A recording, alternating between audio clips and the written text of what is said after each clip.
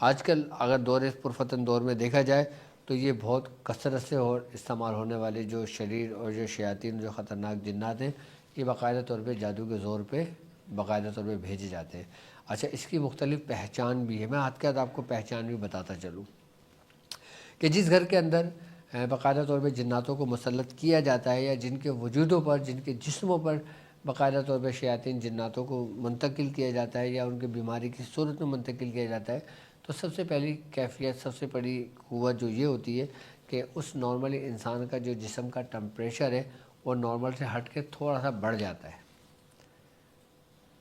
اب وہ ٹیمپریچر بڑھ جانے کے ساتھ ساتھ اس کے پورے جسم کے اندر بھاری پن کی کیفیت محسوس ہونے لگتی ہے جب کسی کے وجود کے اندر یا کسی کے جسموں کے اندر منتقل کیا جائے،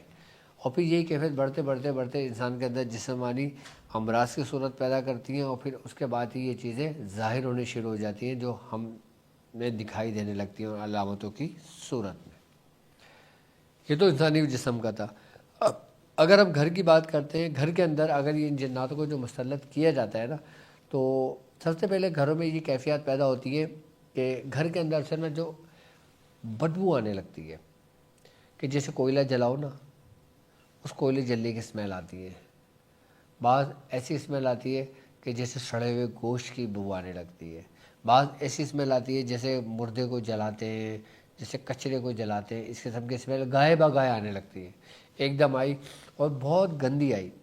اس کے تھوڑی دیر بعد نارمل ہو کے چلے گئی، تو اس کا مطلب یہ ہے کہ آپ کے گھر کے اندر، آپ کے گھر کو کسی نے ٹارگٹ کیا ہوا ہے۔ آپ کے گھر میں باقاعدہ طور پہ کسی شیاطینی قوت کو، منفی اثرات کو، شیاطین جنات کو مسلط کیا ہوا ہے کسی نے، جو آپ کی خبریں بھی سنتا ہے، آپ کے وائس بھی سنتا ہے، اور باقاعدہ طور پہ آپ کو نقصانات بھی پہنچاتا ہے۔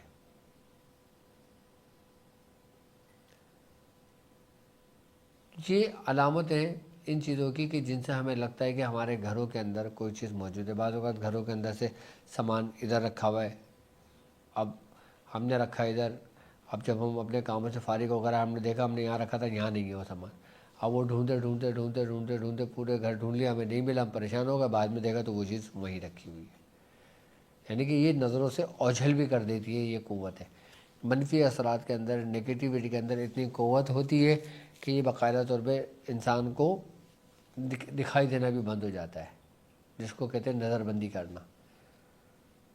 آپ نے تو سنا ہوگا نا کہ کوئی مداری نظر بندی کرتا ہے، لیکن یہاں پہ جنات، یہ شیطانی قوتیں بھی جو جادو کے زور سے مسلط ہوتی ہیں، یہ بھی نظر بند کر دیتے ہیں کہ جو ہوتا سب کچھ ہمارے سامنے لیکن ہمیں دکھائی نہیں دیتا۔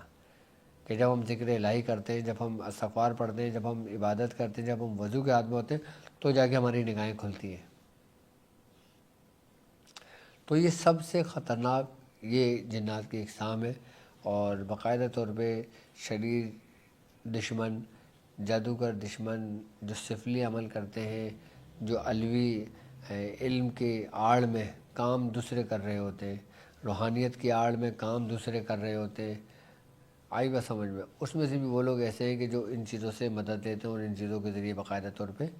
کام کرتے ہیں۔ اللہ تعالیٰ ایسے لوگوں سے محفوظ رکھے اور ان قوتوں سے محفوظ رکھے۔